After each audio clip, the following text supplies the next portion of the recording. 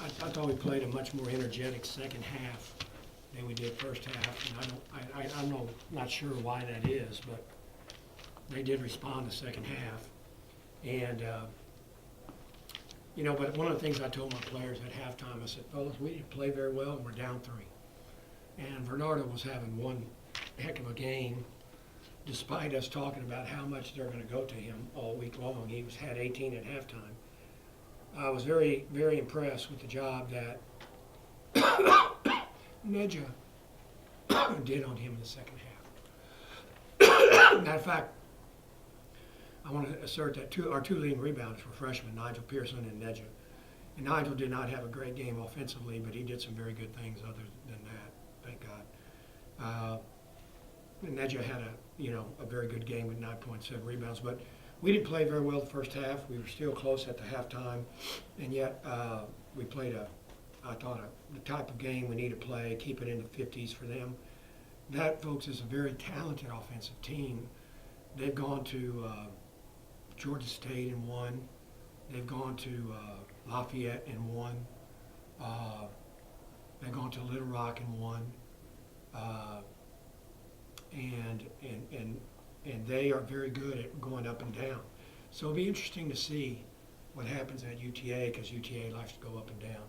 It'll be interesting to see how that game goes out, because as far as a good shooting team, this team is ranks up there near the top.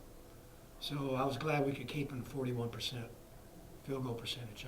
I credit our team's defense and Fort Manning for this victory, and give a lot of credit to Cave and Tilbury hitting a bunch of big shots for us second half.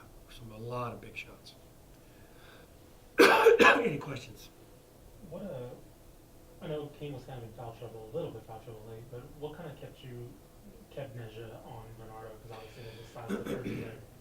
Number 4 for them, and Bernardo, 23 are their starters. Bernardo, even though he's a good post player, he's pretty quick. And I didn't think Emmanuel could stick with him.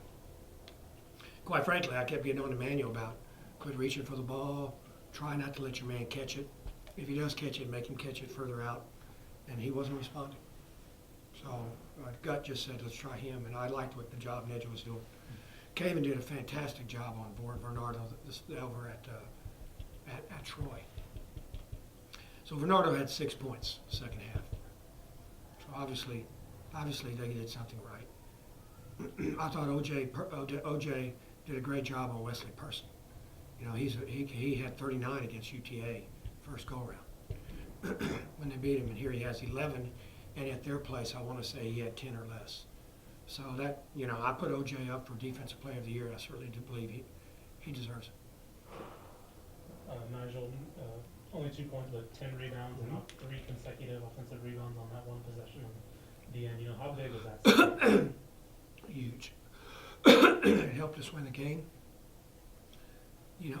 That tap out was so intelligent, such an intelligent play. He's a very smart basketball player. He's ranked like number 6 in his high school class. I might be cheating him. It might be 5 or 4 class rank. He's a very smart young man, and one reason why he's such a good player is when you teach something, he catches on real quick. He gets it. And I'm lucky. I love having those players that have tremendous basketball IQs, and they're quick learners. Got just about a week left until the conference tournament starts. How would you where do you think your team's strengths are at this point, and what are some things you need to work on before the conference tournament? Well, I think when we really play D, we're pretty good. And I think you saw more of that the second half than the first half, even though they only scored 30. But we got to get some players to step forward, and I'll use an example. Even though Bobby Conley had 11, I thought we had him some good shots that he turned down. And I just told Bobby, I said, why are you not confident? Because you're making me feel like you're not confident. And I want to pull you out when I feel that way. We got to, sometimes we run an offense, get a kid a shot, and I'm not sure why he doesn't shoot it. And the other thing we got to do, when people press us, You saw that tonight. Then they fell back in the zone. They were making us take 8, 9 seconds off the clock, and then we would take another 3 or 4 to get in our offense. And now you got 17 to run something. The weakness is we got to get in our stuff quicker. You know, we got to get our stuff quicker. One thing we're lacking, and I've had this at my previous school. Most of them are small point guards, 5'10". OJ's a very solid player, but he's not a jet quick guy.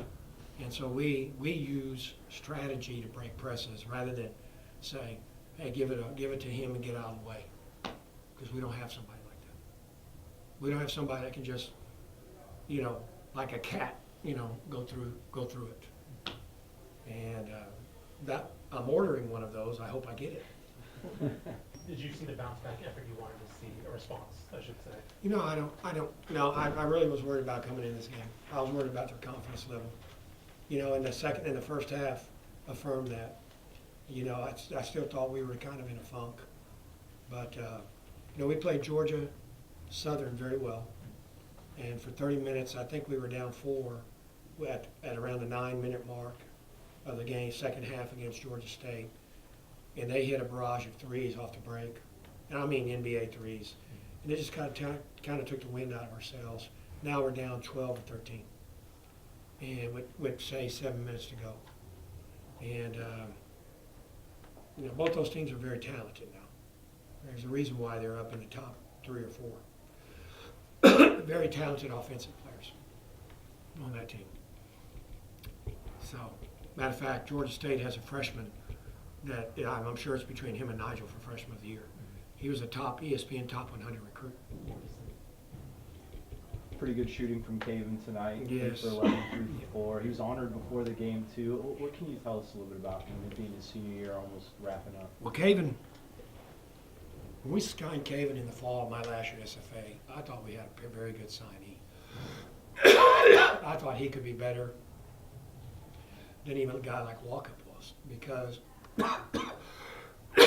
Walkup hadn't displayed that scoring ability in summer play. Obviously, Walkup became a really fantastic player.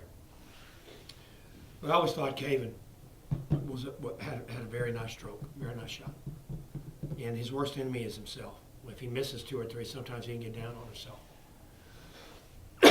And he really wasn't scoring. I want to say I don't know, how many threes did he hit in the second half? Was it all 3? Yeah. You know, so he really did not do a great deal in the first half. Can somebody help me on points in the first half? 8 on 4 or 5 shooting. Huh? 8 on 4 or 5 shooting. So he had 8 points, he had 11 in the second half. And, you know, I not only want to move up in the rankings, and I don't know if we can win this thing, because UTA won. You know, we're down 3. Am I saying that right? With 3 to go. But I want to finish as high as possible so we can get a bye in the tournament, get a good seed. But I also want some of these guys to get recognition. There's no secret, the higher you finish, the more recognition your players are going to get. I think Caven deserves first team all conference. I think Nigel deserves freshman of the year and possibly third team, or at least honorable mention. And I believe O.J. Black deserves defensive player of the year. Well, you know, this gave us a win. We're assured of winning season with tonight's win. That's the first one in 14, 15 years. And, you know, I'm hopeful that somewhere, NCAA, I don't think we can go NIT, because they're never going to get the NIT to one of the mid-major conferences unless you win the league and get beat in the tournament. I feel good about us playing somewhere postseason this year.